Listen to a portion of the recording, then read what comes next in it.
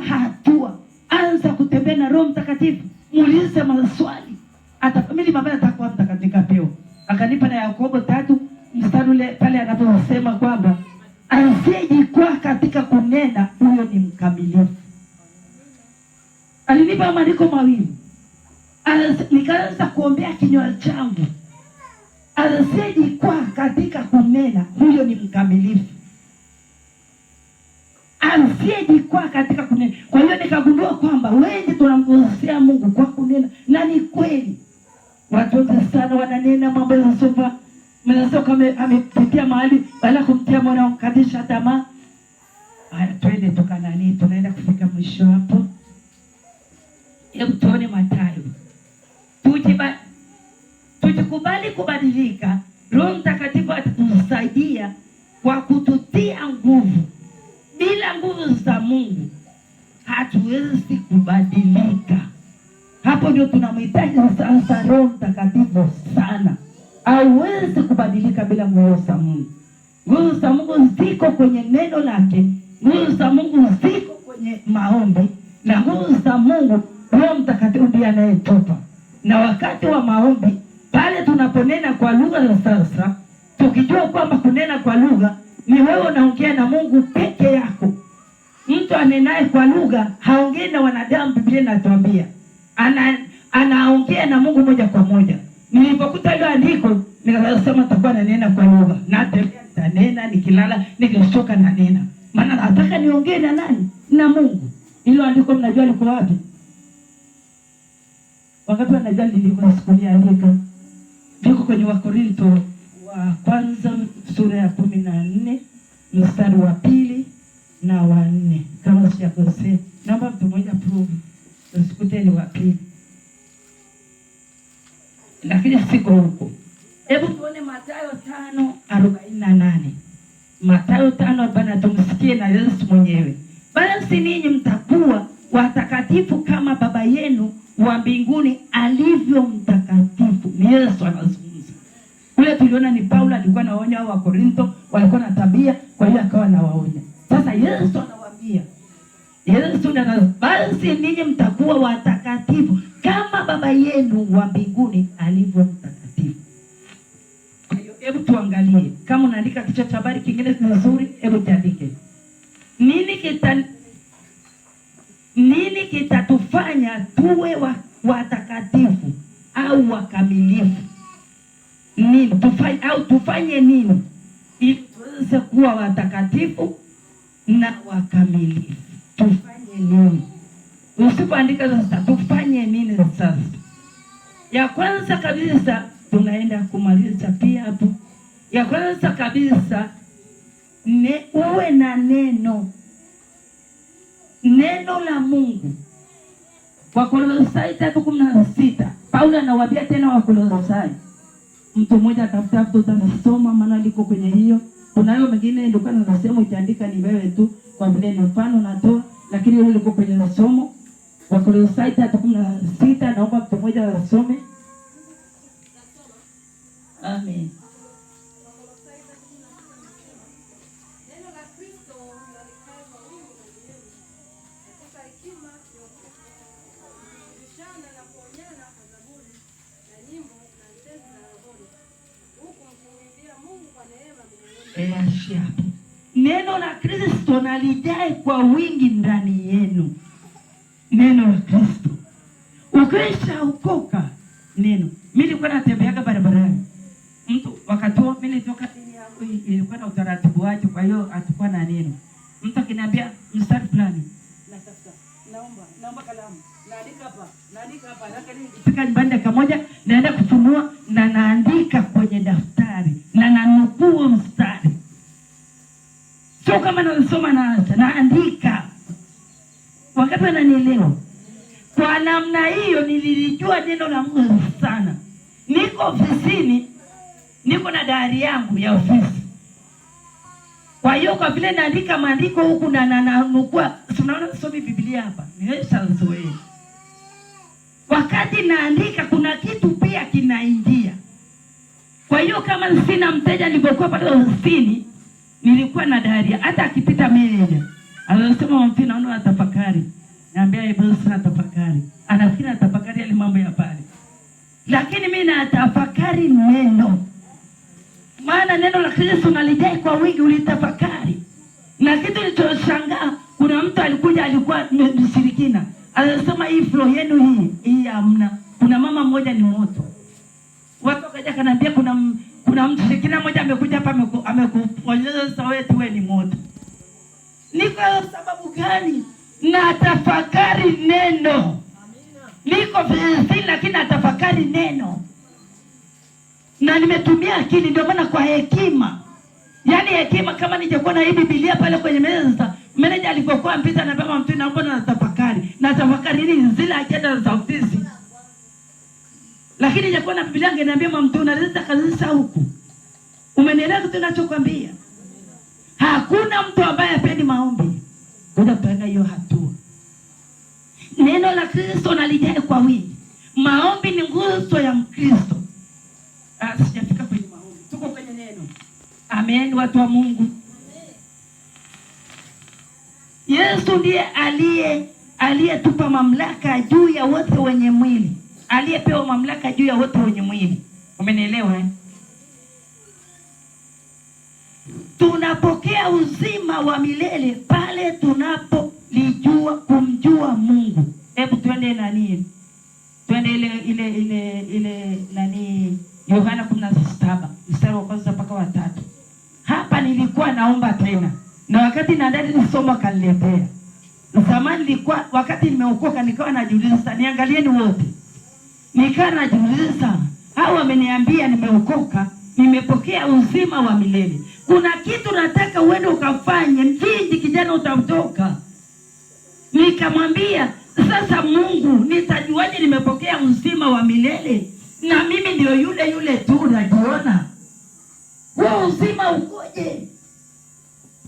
Uzima na nitaelewaje huo uzima? Ndio akanipa hilo andiko sitasahau. Yohana 17 mstari wa kwanza mpaka wa 3. Nilipojua ndio nilianza kulitafuta neno kama chakula. Napenda neno kuliko chakula. Nikitoka hapa tukafika nyumbani, wakati niko njiani namuuliza Mungu, naomba nipe neno. Naenda nyumbani, kifika tu ananidondeshea. Na naandika kwenye diary yangu kwamba neno baada ya kutoka kwenye huduma ya kule Mwanga. Naandika huo mstari na naunukuu. Na najiuliza kwa nini amenipa huu. Na hata kama nikitaka kumpigia huyu kama nausu huku, naweza nikampigia nikamwambia Mungu amesema, na kama kanisa hili nilipokuwa nimekaa pale, Mungu anasema kanisa hili anaenda kulinua. Haleluya. Na huo ukuta utasimama na kanisa litasimama. Maana Mungu amependezwa na kazi yenu mnayoifanya. Amen. Wakati wananielewa. Soma hiyo Yohana 17. Hiyo ni jibu nilipata. Je, wewe ulishamuuliza Mungu Roho Mtakatifu kitu chochote? Anakujibu. Nimeng'ang'ana, nataka nijue uzima. Sasa unamwita nakwambia tu utakoka unapata uzima ule. Nijiangalieni ule. Sasa nimepata uzima na utataji. Asoma pale uone. Naomba mkafanyie kazi hili neno, watu wa Mungu, na kuomba. Mungu ameniambia mambo magumu sana wiki iliyopita ile. Yaani kwamba nataka kulifungua kanisa. Anasema ya kwamba utukufu wa nyumba ya mwisho aliyosema utakuwa mkubwa kuliko nyumba ya kwanza. Anasema tayari, lakini watu hawajielewi. Tayari kwa sababu gani? Tunaye Roho Mtakatifu. Naomba mtu mmoja asome. Haya, kama hujasoma soma huo wa pili na wa 3. Wa kwanza mtaenda kusoma nyumbani. Anasema kama vile mlivyompa mamlaka juu ya wote wenye mwili, ili kwamba wote mliompa awape uzima wa milele. Uliompa? Na uzima wa milele ndio huu, wa kujua wewe Mungu wa pekee wa kweli na Yesu Kristo uliyemtuma. Nikapata jibu. Na uzima wa milele ndio huu, kama vile ulivyonipa mimi mamlaka juu ya wote wenye mwili, ili kwamba niwape uzima wa milele. na uzima wa milele ndio huu, wakujue Mungu wa pekee wa kweli na Kristo uliomtuma.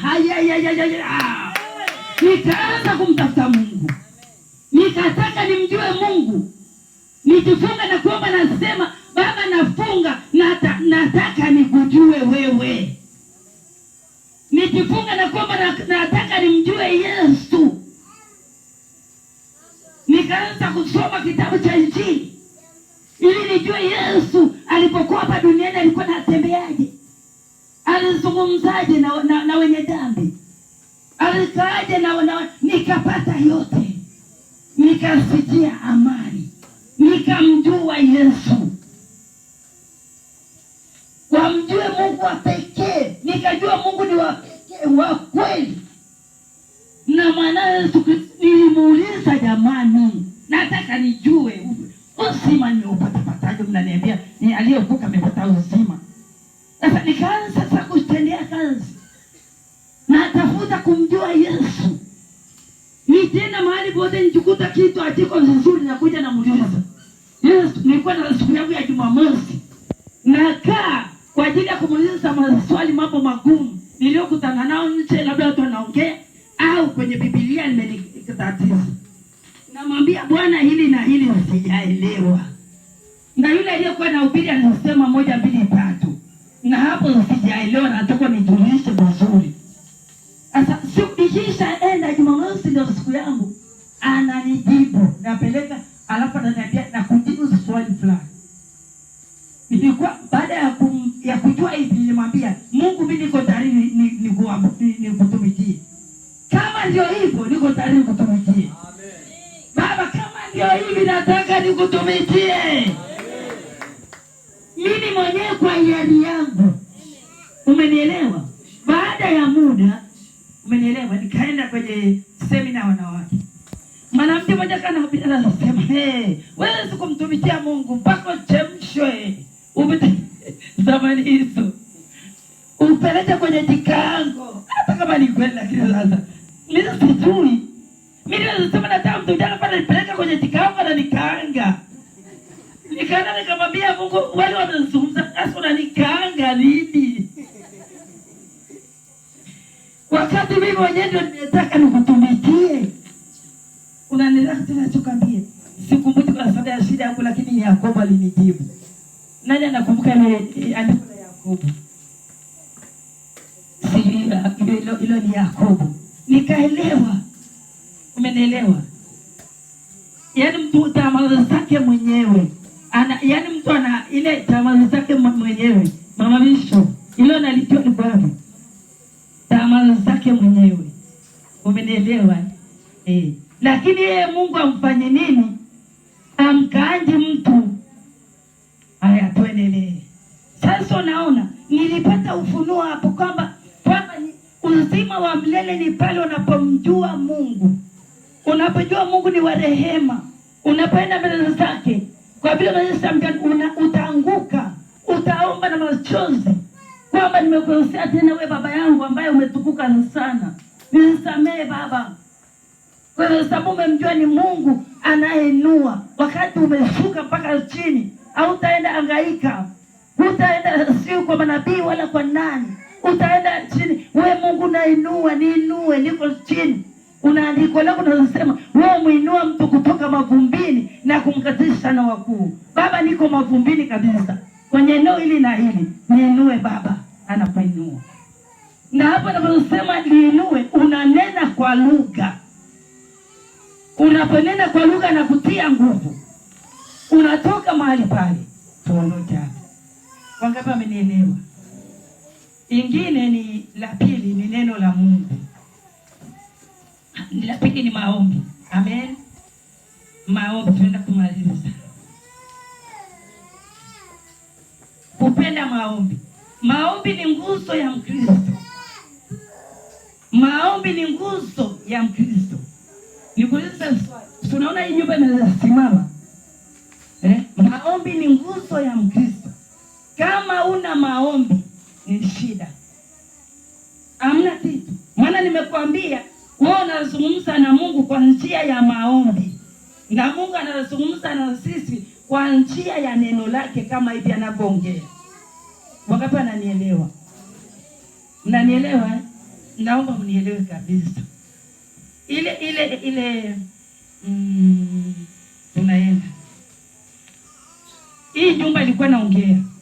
Ni nini kilianza kuwekwa? Si nguzo. Nguzo ndio ziliwekwa. Hizi nguzo zilizowekwa hapa kwenye msingi ndio zinasimamisha ili kanisa. Msingeweza kuweka paa bila nguzo. Kwa hiyo maombi ni nguzo ya Mkristo. Maombi ni nguzo ya huduma, mtu mwenye huduma yoyote. Kama una huduma kama hii ya uimbaji, bila maombi hiyo huduma haiwezi sikakua. Maombi ni nguzo ya kanisa la mahali pamoja. Lazima kuwe na waombaji wanaoombea ili kanisa, wanaoombea mtumishi wa Mungu usiku na mchana walali, wanamwombea. Na asema natembea na neno. Alisema sio ni mwizi au ni nani akija anampiga mchungaji afu kondoo ni nini? Umenielewa? Nilo neno. Maana sasa sisi wa Kristo tumezoea kunyoosha kidole kwa mchungaji. Huyu mchungaji bwana umemwombea. Adui anapotoka kule hakuangalii wewe. Anamwangalia huyu ambaye ndio anakuchunga. Anajua kabisa ndiye anapambana naye. Je, wanawake mnaombea ndoa ya mchungaji? Mnaombea watoto wake? Mnaombea hii huduma? Maana adui anapiga kwa ansia kule. Unatakiwa mheshimu mama mchungaji mno. Mimi naheshimu mama mchungaji. Mama mchungaji wangu pale nikimwona namwambia Mungu akubariki kwa kutunza mafuta ya baba yetu. Wangapi wananielewa? Sababu ninaufahamu kwamba huyu anapitia, ndiye anafanya tunaendelea. Ndiye anamlinda. Anapata ataki nyingi sana lakini anazuia. Maana adui anatafuta ampige yeye ili kondoo watawanyike. Lakini maombi, mtu anapitia labda hakuna chakula, ana watoto, ni wanadamu kama wewe. Lakini ungemwombea, sasa wewe unasikia unamwambia Mungu mpe hela school fees. Nilikuwa naomba mahali fulani jua Mwanza, kwenye huduma fulani. Watu wakienda kula mimi naenda kuomba hapa. Kwa hiyo nikaa naomba na asubuhi nilikuwa naenda hapa Morning Glory. Ile naomba tuombea mchungaji. Mungu angalia wachungaji. Baba nakusi. Yesu wana chakula watoto wao. Baba waombe. Yaani roho Mungu kanisa kwamba wana shida, wana chakula, wana nini. Hadi amepiga naomba na nena kwa lugha na kaanguka chini. Nikufungua jicho hivyo. Yuko mchungaji mmoja kapiga magoti. Niombe na mimi mama. Mimi mmoja napitia mambo magumu. Kumbe alipokuwa anakuja pale ndio roho Mungu aliniongoza. Amen. Nikamwambia nenda, Bwana amefanya mchungaji, wewe utakutana na hiyo shida imeondoka. Pokea majibu yako. Amen. Umenielewa? Umenielewa? Amina. Mungu anapoangalia kanisa kama hii, anaona lakini unapoomba, ngoja nikupe mfano mmoja uone maombi yalikuwa na nguvu. Nilikuwa kanisa moja kule Mwanza. Mungu mchungaji akasafiri kwenda Ulaya. Sisi tulikuwa tunasema kanisa. Roho Mtakatifu akaniambia hapa amweza kuna adui mmoja yuko ndani ya kanisa. Yaani amtavuka. Anzisha maombi ya Morning Glory. Nikamwambia uzuri sasa unaelewana naye. Nikamwambia kabla sijaanza baba nipe neno. Piga makofi kwa Bwana. Yule mama pale piga makofi kwa Bwana. Akanipa Zaburi ya 84 mstari wa 7, sitasahau. Nikapata hapa ufunuo. Ule ufunuo ndio umeniwelea mpaka leo nina nguvu. Mara natafuta kila siku kuna nguvu mpya. Uendelea toka nguvu hata nguvu.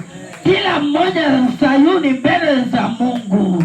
Nilipokuwa na tafakari hilo neno, Mungu akanambia nguvu ya siku ni nguvu. Hiyo unayopata kwa siku hiyo ni ya kusaidia kwa siku hiyo tu. Yesu tunahitaji nyingine. Amen. Watu wakaisha funga maombi kwa mwezi wakafunga siku 7 hawaombi tena. Wanasema yale nalinda. Uendelee, akanipa mstari.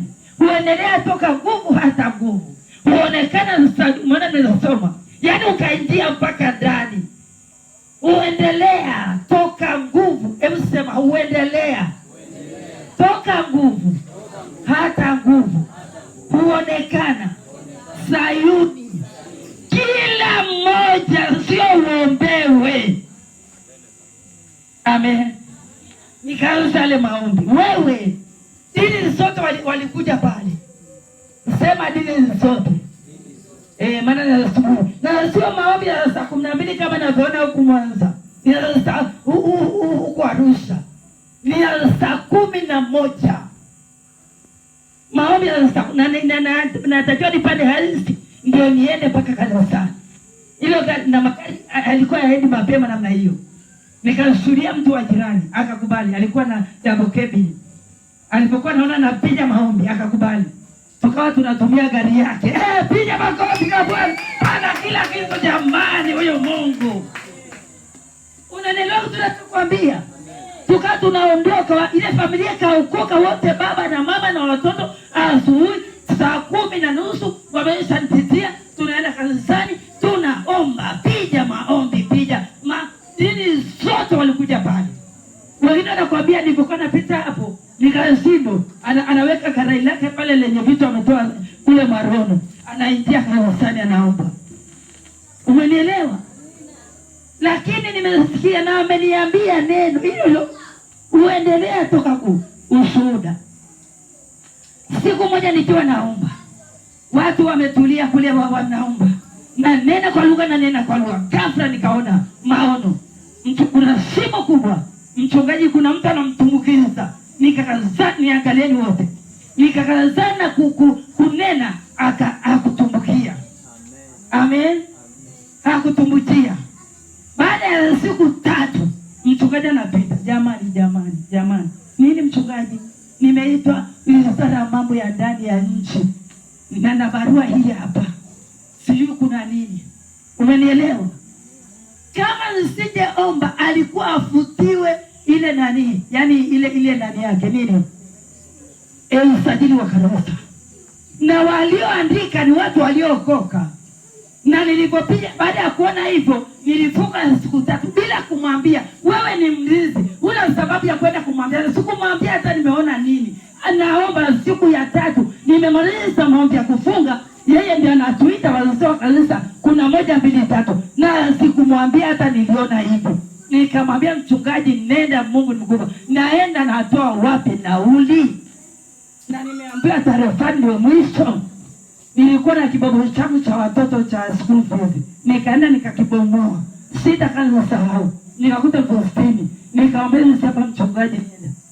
Akachukua kwa wakati huo zamani hiyo sikamtosha. Amefika pale kwa maombi yale tuliomba, akaambia wewe kaka, wewe angalia barua wenzako walioandika, akawaona na majina walioandika kwamba wewe sio Mtanzania, ufutiwe huduma. Wakaongea wakamaliza, akajieleza mimi ni Mtanzania, nilisukuma nini mambo yakakaa sawa. Akapewa na kopi ile nani ya ile iliyoandikwa kule, wakamtolea na kopi. Watu maombi sio mchezo. Amina. Inafanya mpaka mtu anachanganyikiwa. Yaani mpaka anamtolea na anamwambia ni wenzako. Kwani nyinyi vipi mnaoniana wivu? Si umenielewa? Akarudi na ile barua, akapeleka kwa askofu. Walikaa kikao masaa 6.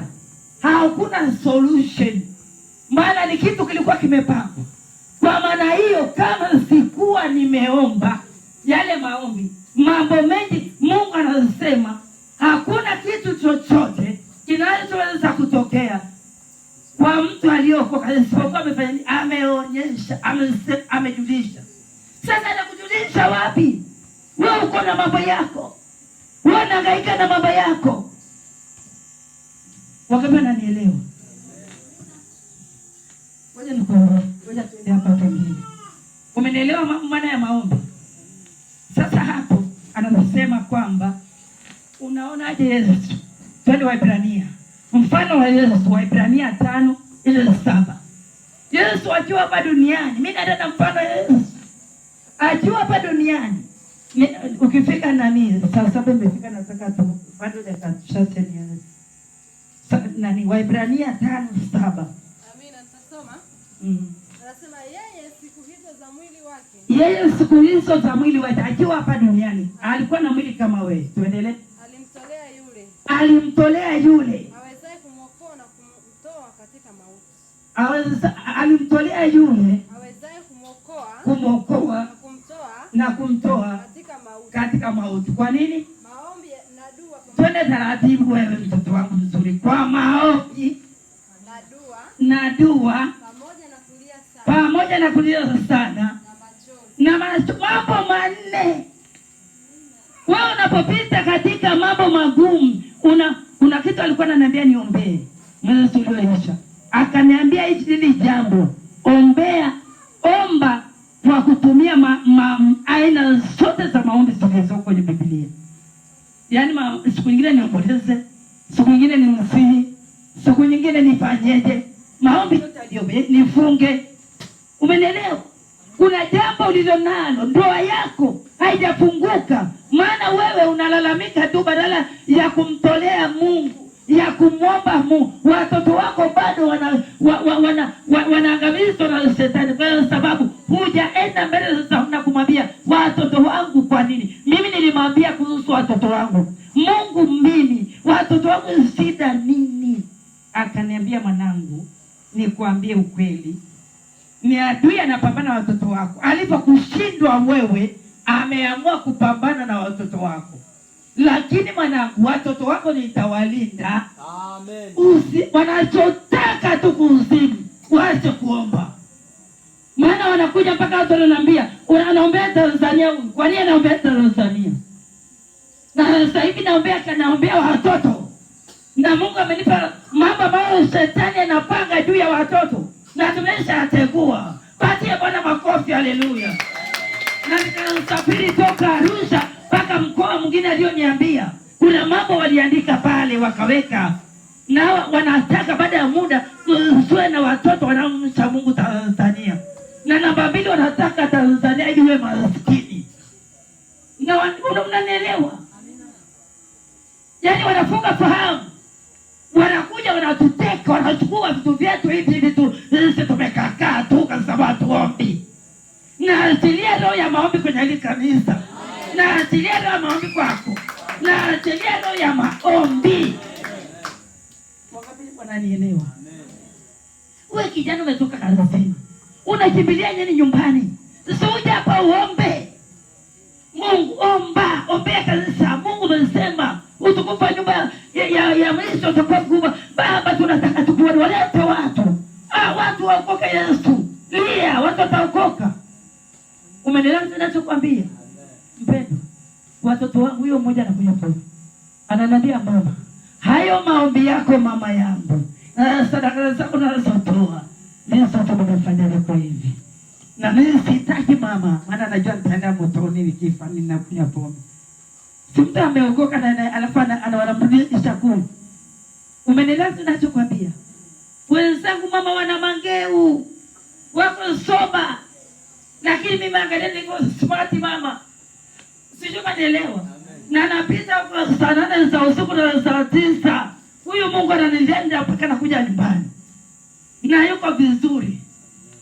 Maombi yanawalinda. Mmoja walimtupa akampeleka mwaka mmoja na mtoto kaondoka nyumbani, mtu alimtapeli hela akaenda. Kwenye huduma nimeenda hivi nikamwambia Mungu naomba. Nimefika nyumbani nampitia akapokea.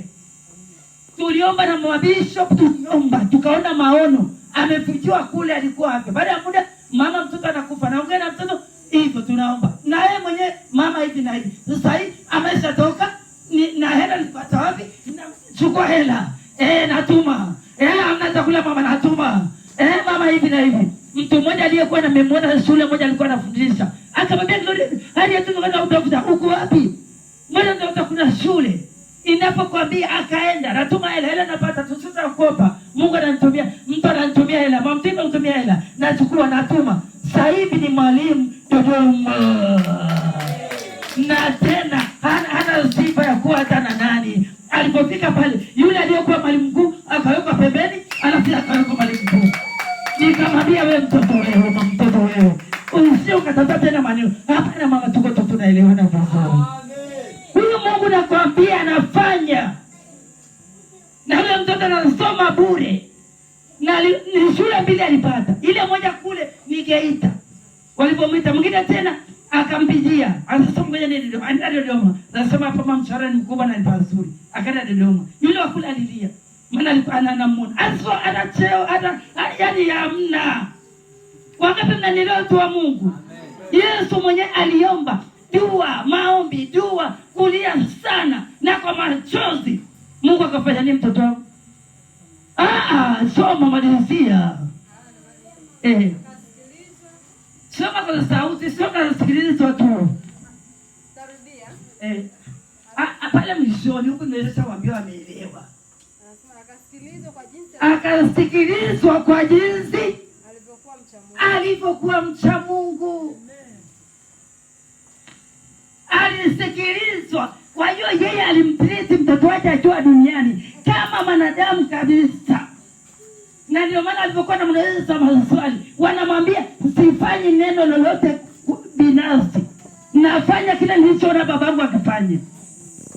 Nanena kile nilichoona baba yangu ananena. Na wewe unatakiwa ufanye kile ambacho Mungu wako anafanya, Yesu anafanya. Unatakiwa unene kile ambacho Yesu wako ananena. Hakuwa kinyume na baba yake. Je, wewe unaongea maneno gani? Umeelewa tunachokuambia mtu wa Mungu?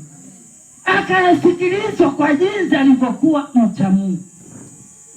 Mimi nakasoma, lakini Mungu ananiambia wanachotaka. Yaani kitu neema nao ambayo ninayo. Sio kama mimi na tofauti. Wala siwezi kujisubutu kusema mimi ni mcha Mungu. Umenielewa? Ni kwa sababu moja nimesimama na kusudi aliloniambia.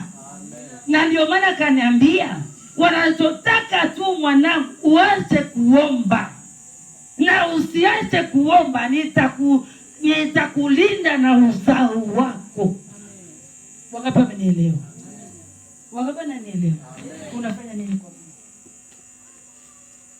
Maombi ni kitu cha tofauti. Hebu picha huyo mchungaji. Alafu nikaja Arusha. Siku moja nikiwa naomba, nina mahitaji, akaniambia utafanyiwa. Kwa sababu kuna ushahidi, kuna kumbukumbu mbinguni ya mambo mawili uliyofanya. Akaniambia, siku ile unabomoa kibobo ukapa mchungaji 60,000, iwe imeandikwa mbinguni. Umenielewa? Yani apendelei. Anaangalia nini wanafanya. Ile ilikuwa school fees ya watoto wangu. Lakini kuliko ufalme wa Mungu, jina la Mungu litukana, hapana. Mchungaji nenda. Amen. Maana asijeenda siku ile ajakamatwa na polisi awekwe ndani. Tujokaa tuna mchungaji yuko ndani. Ndio tunaenda kumweka msamana kule. Na mwingine mchungaji mmoja alikuwa akajenga kanisa mahali juu. Akanikumbusha na hiyo. Anasema kuna kumbukumbu mbili ulifanya. Ulibomoa sanduku, yule akaenda. Na pia ulitoa 600,000. 600,000 akalipwa mtu aliyekopa. Yaani ilikuwa hivi, alikuwa anajenga. Akaambiwa mbao hazifai, zinatakiwa chuma. Akakopa Muislamu mmoja 600,000 akaenda. Na kanisa tukipata sadaka 60,000 ndio nyingi kuliko zote. Kwa hiyo alimwamini Mungu chako cha juu. Hapa akamtajia na siku ya kuja kumlipa. Akatuita. Hivi na hivi bwana, hakuwa ametuambia. Hivi na hivi. Sasa huyu mtu akataja jina lao. Huyu mtu bwana amekuja sasa hivi anielewe. Nikasema baba yangu wa mbinguni, jina lako litukane na watu hawa. Haiwezekani kwa ofisini. Jamani nakopa 600,000. Sasa nikaandika barua, wakanipatia 600,000, nikamwambia sikupatie. Akampatia. Nilikumbushwa siku hiyo vitu vingi. Amen. Hallelujah. Unafanya nini? Sio lazima siwe hata kama unawahi hapa kupiga maombi ya asubuhi siku ya Jumapili. Unakaa huko nyumbani unafanya nini? Amka saa 10 omba. Alafu njoo hapa, zunguka hili jengo, sema kama kuna chochote kilichopandwa hapa na wachawi wanaoli wakuu anga ili wakuu malango hapa wamepita usiku wa leo mahali hapa ili kuteka ibada zetu, ili kuteka neno. Pigwa, pigwa, pigwa, toka. Mungu atakuacha na wanakuwepo. Umeelewa kinachokwambia?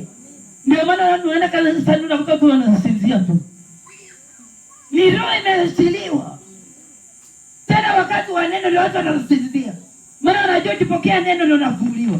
Mtaifahamu kweli na hiyo kweli taweka huru. Sasa wewe hiyo wakati wa kweli na kuweka huru, alafu unasinzia, unamwona sio adui huyu. Unaona ni wewe. Na unajua sasa kweli ndio inaniweka huru. Wakati ananielewa mpaka hapo. Na nimemwambia Mungu story shuhuda na shuhuda uniambie. Umeona kama hivi. Sasa angalia wapendwa. Yaani nyumba hapa ingekuwa imeshaisha. Yaani kila kitu mchungaji anakuja mpaka siteni kwambie. Mchungaji anaweza kaja hapa. Anawaombea tu wale watu jinsi mnavyojitoa. Maana yeye ni kuhani.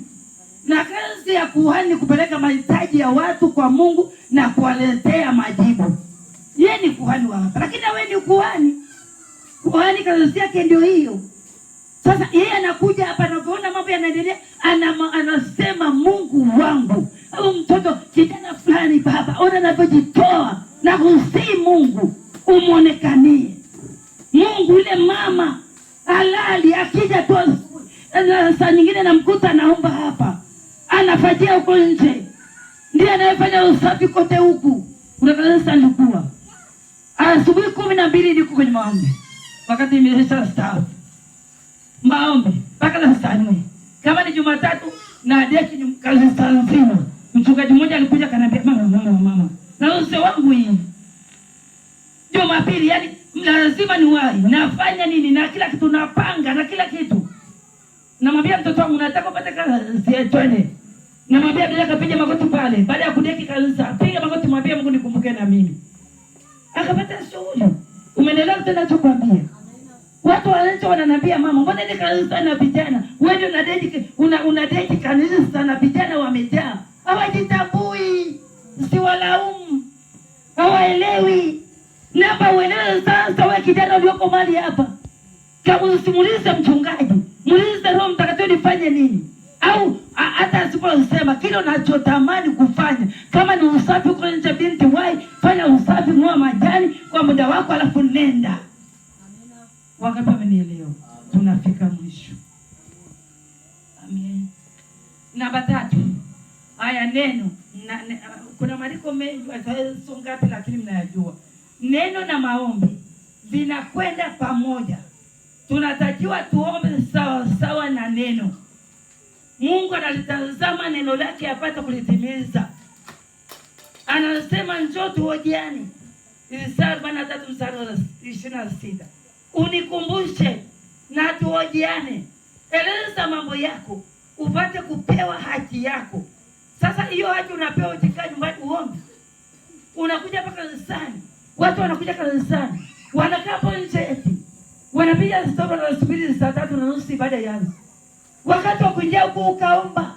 Maana Biblia naenda sana neno. Nasema maandalio ya moyo ni ya nani watoto wa Mungu? Ya nani?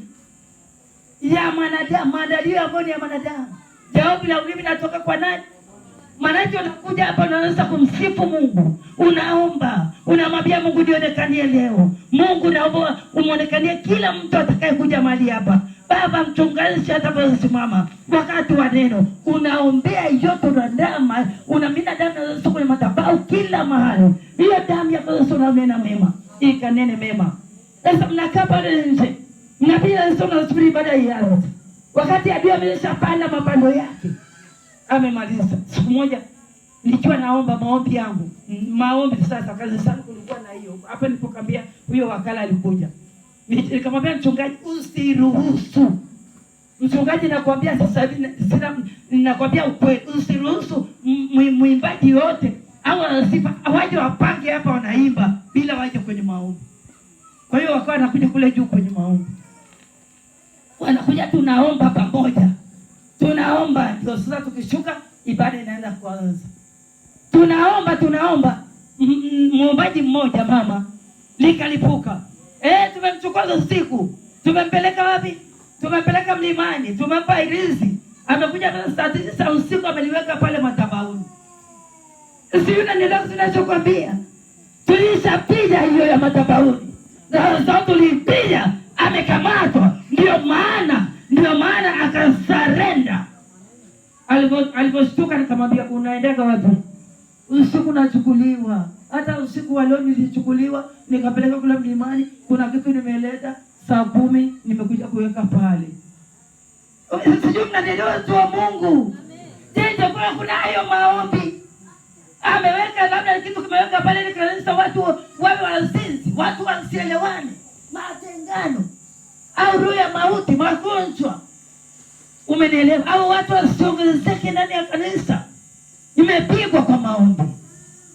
Naomba sasa twende tukaone Roho Mtakatifu dakika moja na ambapo nivumilie. Wakati na nivumilie. Nimalizie pale samai swali hadi. Mchungaji malizie. Amen. Kuhusu Roho Mtakatifu.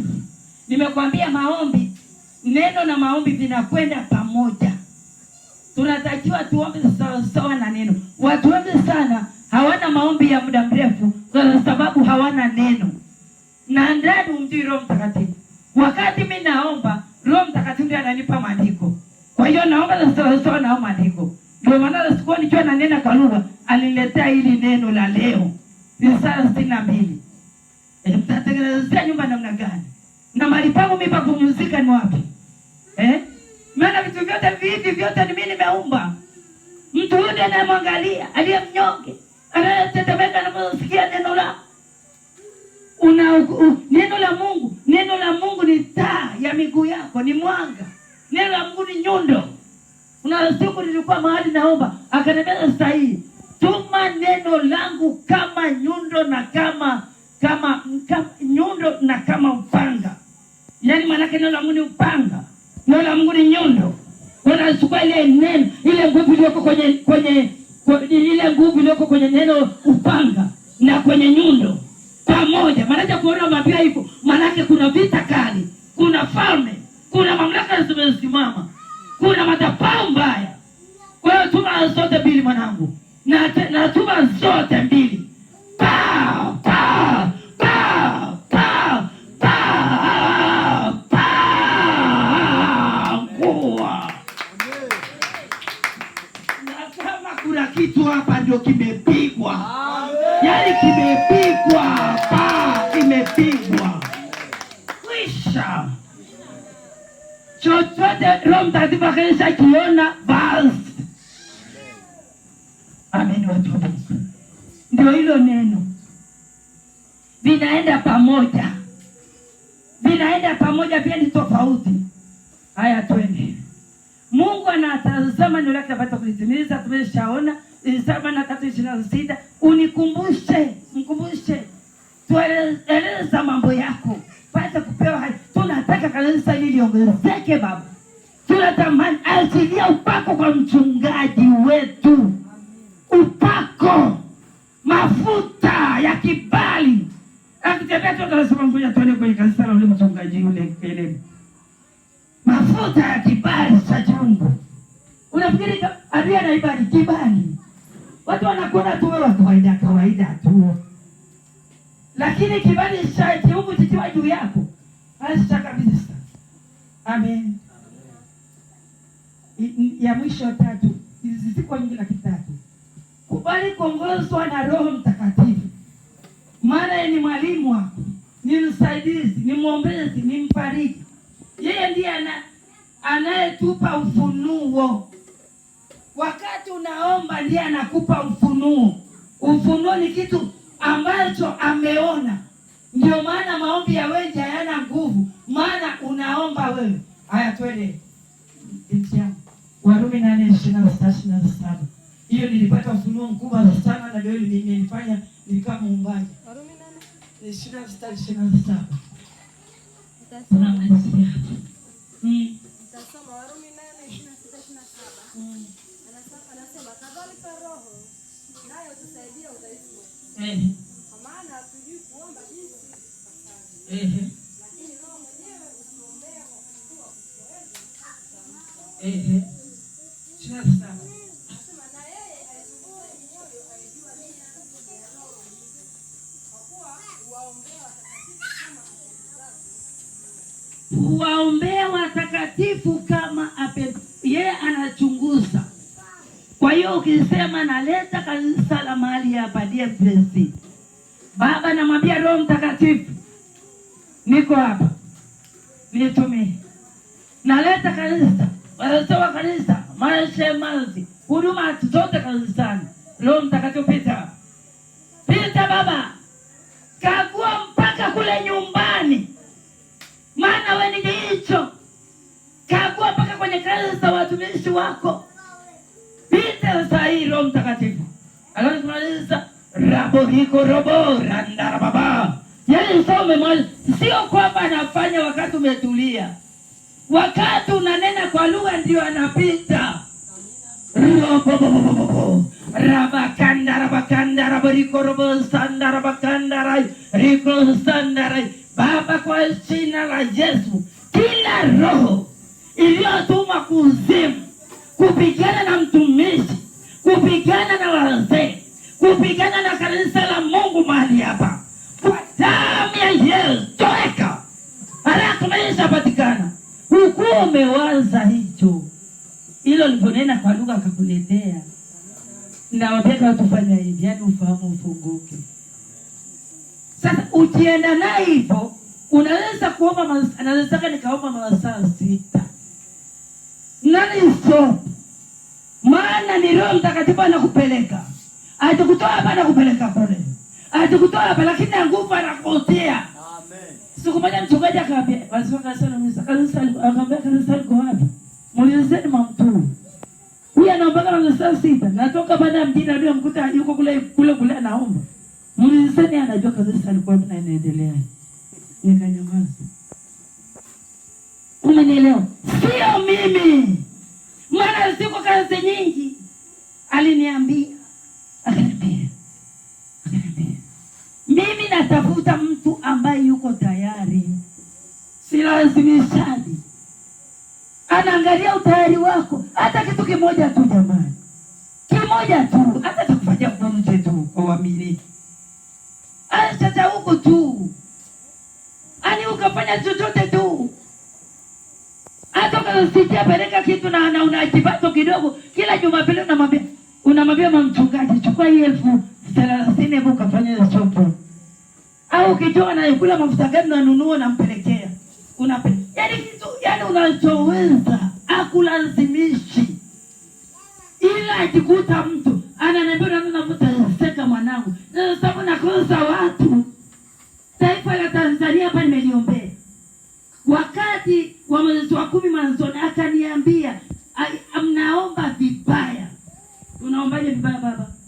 Mnatumiwa mishale na adui yenu, badala ya kuzima hiyo mishale mnapokea mnarudishana wenyewe kwa wenyewe. Uongo au ni kweli? Na ni adui alikuwa na kiu. Tunakalia baada ya kuomba huyo rais huyo mwanamke na wale sasa baba nifanyeje? Omba rehema. Kwa sababu kanisa ndio limelala. Mimi naangalia Tanzania na naangalia kanisa anafanya nini? Kanisa liombi. Umenielewa tunachokwambia? Omba rehema kwenye kanisa na hata nasema Tanzania hata ina shida. Kwa nini wananijua? Nikaomba rehema juu ya taifa. Nikaomba rehema juu ya kanisa na wachungaji na watumishi, mitume, manabii na watumishi na nani viongozi wote anasema balozi mpaka hiyo. Nikaomba maombi ya kufunga siku ya 4. Akaniambia baada ya kumaliza maombi saa 4 kamili. Akaniambia ninasamehe Tanzania na viongozi wake. Nimesamehe kanisa na watumishi wake. Vita nipeni mimi, niachieni. Nina hasira na hivi akaishia. Kawaambie watoto wangu waondoe hofu. Unachotakiwa kwa siku zilizobaki mwanangu, ngoa hayo mapando waliopanda kwa hao vijana. maana ile bangi, na ndio maana unafanya hizo vurugu. Ngoa hayo mapando alafu panda mapando mema. Kwa hiyo nikaanza kungoa mapando ya ulevi na nini, maana yale maulevi ndio walikuwa wanafanya, wanaenda kubomoa vile vitu. Wajifikiri ni solution. Umenielewa? Nikapanda tunda la Roho. Na Roho 7 za Mungu. Akaniambia amani. Amani ni silaha moja hatari ya kumaliza adui yenu. Na ndio maana Tanzania hakuna vita, kwa sababu ya amani niliyowapa. Akanipa risasi, akasema na huyo mtoto jina lake ni mshauri wa ajabu, Mungu mwenye nguvu, Baba wa milele, mfalme wa amani. Kwa hiyo akaniambia waanza kuombea amani mpaka kule kulu. Nikaanza amani, amani, amani Baba, kule Dodoma, mji wa maamuzi ya nchi, amani itawale. Tanzania, kule Dar es Salaam, mji wa kibiashara, amani itawale. Arusha, mji wa kimataifa, amani itawale. Kaskazini, kila mahali, kwenye familia, kwenye ndoa, kule mashuleni, amani, amani, amani, amani. Wewe unazuia amani, pandwa tanda wewe. Siku zikaisha. Tarehe 9 walisema kutakuwa na maandamano. Uliona mtu yote aliandamana? Uliona mtu yote ameandamana tarehe 9? Tarehe 23 tulisikia tena. Uliona mtu yote? Sema, nena kwa lugha. Omba kama hujawahi. Aliniambia mwaka juzi, akanambia ombea Tanzania mwanangu kama hujawahi kuombea tena. Ombea kanisa kama hujawahi kuombea tena. Ombea watumishi wangu kama hujawahi kuombea tena. Chochote unachoomba, omba kama hujawahi kuombea tena. Maana alikuwa anajua mbele yetu kuna nini. Mpaka na hawa watoto walikuwa wanataka wawapandie mapando yao mabaya. Wakati walisikia kule Tabora. Wakati kwenye YouTube Tabora. Ndio hiyo sasa. Kwa yule mkuu wa mkoa Mashauri alimwambia ndio. Sio mimi Tanzania nzima wa kanisa aliomba. Umenielewa kitu ninachokuambia?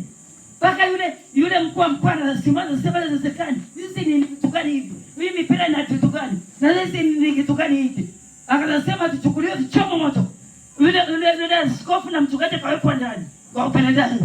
Na wale wakapewa siku chache waondoke. Kwa hiyo wanapanda mapando. Walikuwa wanasalisha wale watoto wadogo wanaandika majina. Wapandia maroho ushoga huko ula. Panda huko Tanzania tunashoga. Toe karapo. Watoto wote wa hapa wote wanakombolewa kwa damu ya Yesu Kristo.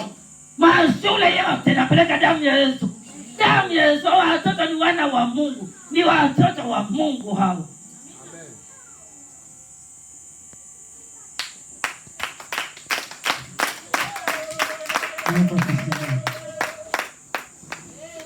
Mungu akubariki sana mtumishi wa Mungu.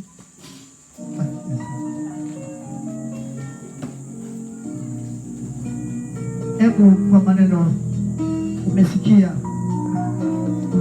umeambiwa kwamba kumbe silaha inaweza kusaidia katika vita vya aina yote ni maombi.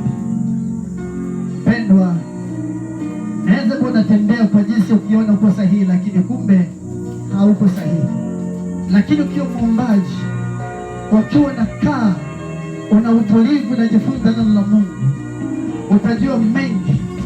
Na ndivyo utakapojua katika ulimwengu wa roho kwamba tukoje. Hebu tafakari. Kwa ujumbe wa leo, mchana wa leo, umepokea nini? Je, uko sawa na neno la Mungu au la?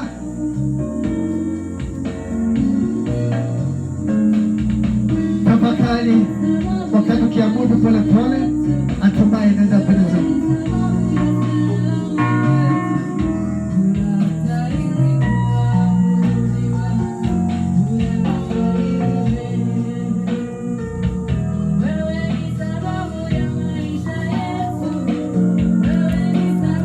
Funga macho yako tutafakari. Inawezekana leo nimekuja kwa ajili yetu au kwa ajili yako. Tafakari ninakupa nini?